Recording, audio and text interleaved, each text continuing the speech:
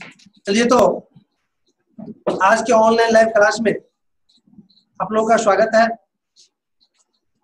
आप लोग को मालूम ही होगा कि हमने पिछले क्लास में 12th ज्योग्राफी के इकाई 8 का कुछ पॉइंट पढ़ाए थे और शेष पॉइंट आज हम पढ़ाएंगे। आज का पॉइंट होगा आपका विश्व के कुछ प्रमुख अंतः स्थलीय जलमार्ग। मैं इससे पहले आपको एक चीज से परिचय कराऊं कि जब हम विश्व के जलमार्ग पढ़ना शुरू किए थे तो जलमार्ग को हमने दो भागों में बांटे थे। एक महासागरीय जलमार्ग जो कई देशों को जोड़ते हैं, दूसरा आंतरिक जलमार्ग, वही आंतरिक जलमार्ग होगा। आंतरिक जलमार्ग उस जलमार्ग को कहा जाता है जो किसी देश के अंदर ही उपस्थित रहती है।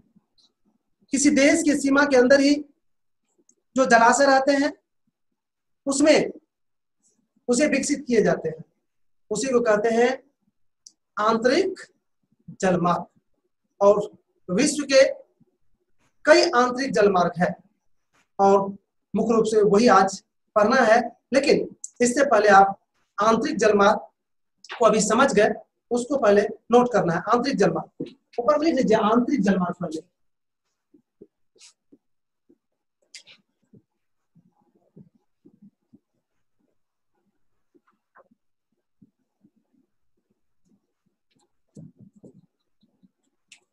इसके संबंध में लिख लीजिए। देखिए, वैसा जलमार्ग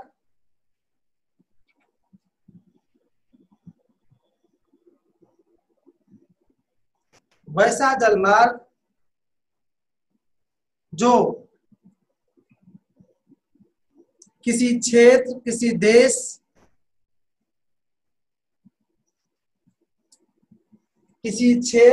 देश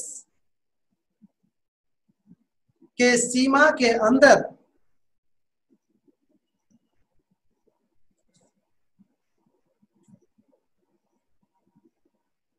उपस्थित रहता है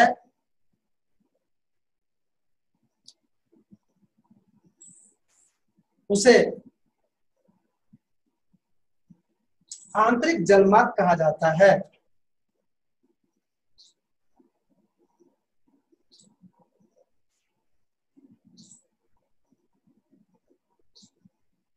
जैसे अमेरिका का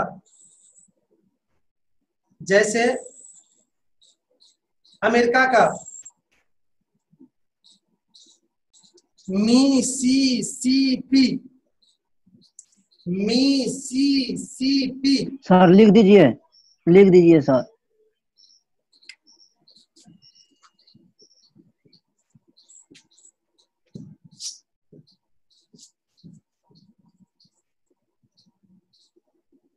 मिसिसिपी जलमार्ग,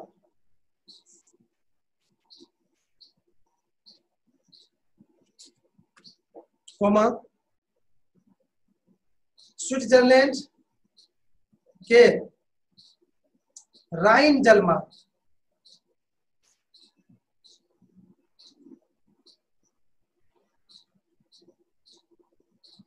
आदि।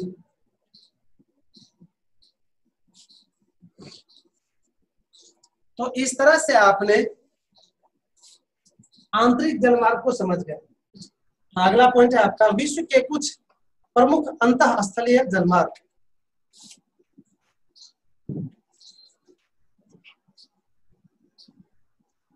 विश्व के कुछ अंतः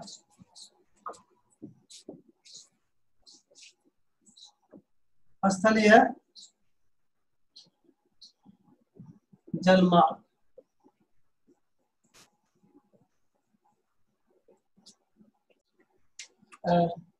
वैसे तो विश्व में अनेकों अंतः स्थलीय जलमार्ग है, लेकिन उसमें से जो प्रमुख है उसको पढ़ना है। तो सबसे पहले 1 नंबर में आप लोग लिखिए ग्रेट लेफ्ट सेंट लॉरेंस जलमार्ग, लिख दे क्या, ग्रेट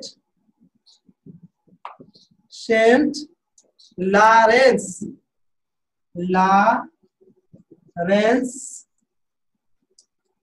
जलमार्ग, ग्रेट सेंट लॉरेंस जलमार्ग। दूसरा लिखिए, वही अभी जो लिखे थे, मिसिसिपी जलमार्ग, मिसिसिपी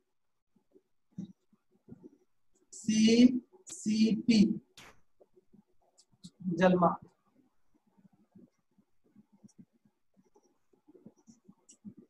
और तीसरा लिखिए, राइन जलमार्ग, राइन जलमार्ग। और चौथा लिखिए, वोल्गा जलमार्ग, वोल्गा है, वो का लो गो समझा, तो वोल्गा जलमार्ग। और पांचवा है अमेजन जलमार्ग, अमेजन जलमार्ग। और छठा है डेन्यूब जलमार्ग।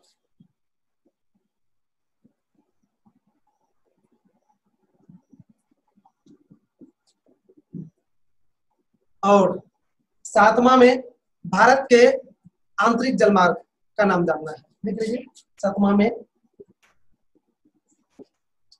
भारत के आंतरिक जलमार्ग, ये आपको विश्व के प्रमुख जो जलमार्ग है उसका नाम है, इसको आप थोड़ा जल्दी में नोट कर लीजिए। अब एक एक करके आपको पढ़ना है, एक नंबर लिख के डैश दीजिए।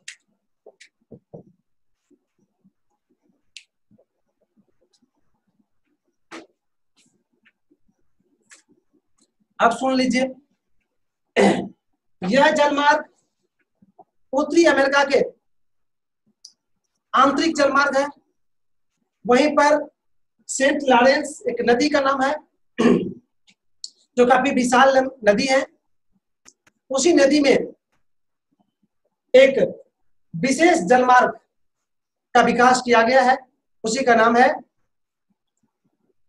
ग्रेट सेंट लॉरेंस जलमार्ग, जो उत्तरी अमेरिका ही नहीं विश्व के प्रमुख आंतरिक जलमार्गों में से एक है।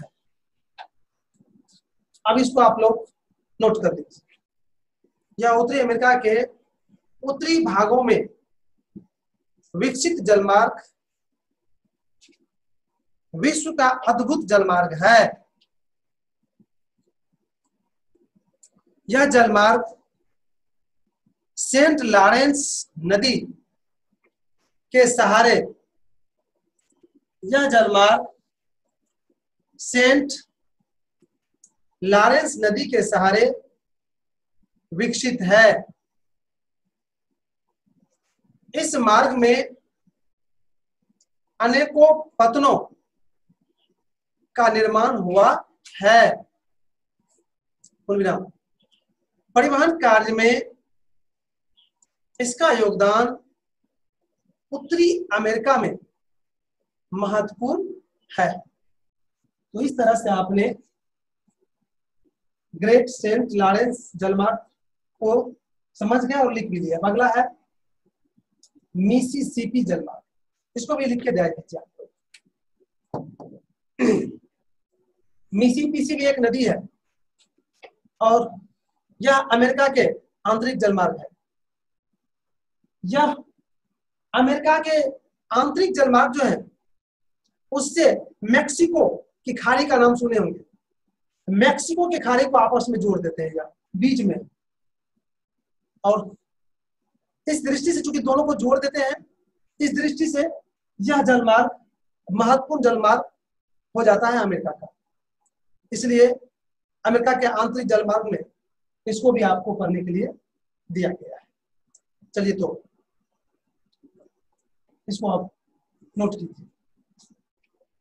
यह जलमार्ग अमेरिका के आंतरिक भाग में उपस्थित जलमार्ग को मैक्सिको की खाड़ी से जोड़ता है। इस मार्ग से भारी जलपोत भी जा सकती है। इस मार्ग में मिसिसिपी की अनेक सहायक नदी का भी उपयोग होता है। इस तरह से आपने विश्व के जो अंतःस्थलीय जलमार्ग था उसमें से दूसरा प्रमुख को भी पढ़ लिए। अब तीसरा है राइन जलमार्ग। इसको भी पहले आप लोग सुन लीजिए।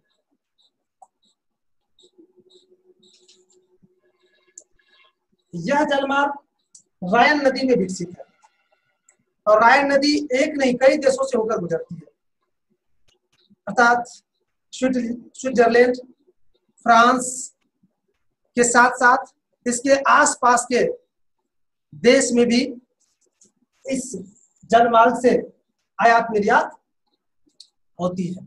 अतः यह भी विश्व के प्रमुख अंतःस्थलीय जलमार्ग है। चलिए इसको भी आप लोग नोट कर दीजिए। यह जलमार्ग राइन नदी में विकसित है। राइन नदी स्विट्जरलैंड,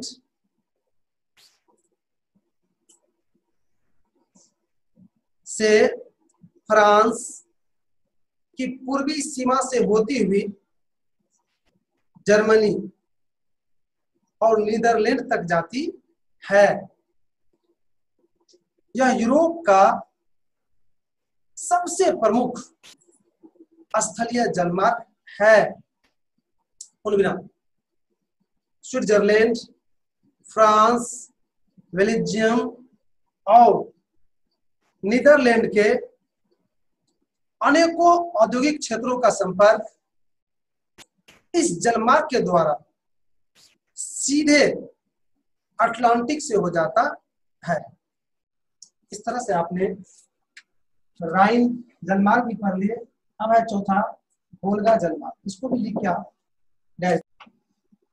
यह रूस की प्रमुख जलमार्ग है।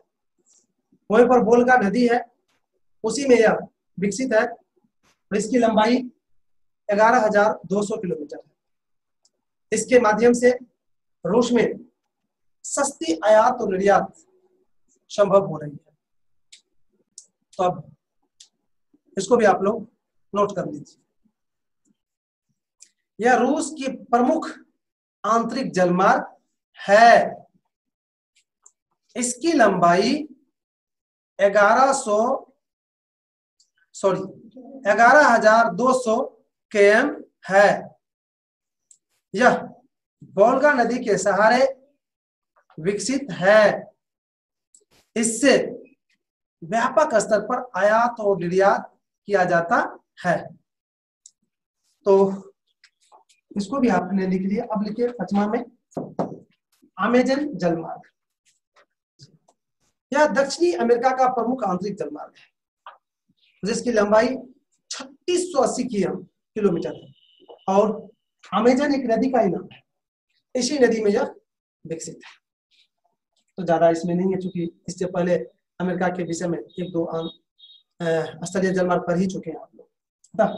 इसको अब आप लोग नोट कर लीजिए।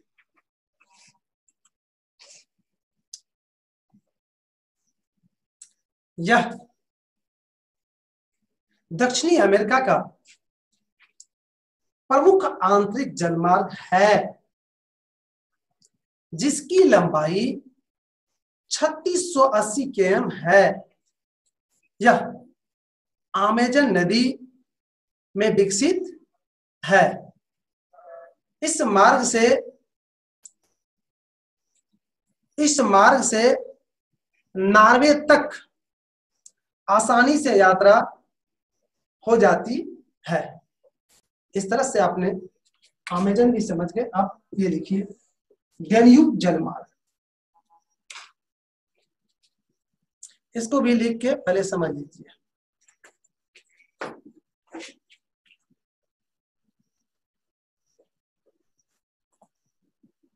मैं बता दूं, यह पूर्वी यूरोप के प्रमुख जलमार्ग है।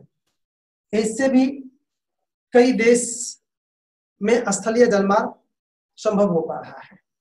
और ये डेन्यूब, ये भी एक नदी का नाम है। इसी के सहारे पूर्वी यूरोप के भागों में स्थलीय जलमार्ग विकसित है। लेकिन मैं आज इसको लिखा नहीं पाएंगे, क्योंकि आपका समय इशारा कर रहा है कि अब समय नहीं है, आगे हम नहीं बढ़ सकते हैं। अतः आज की क्लास यही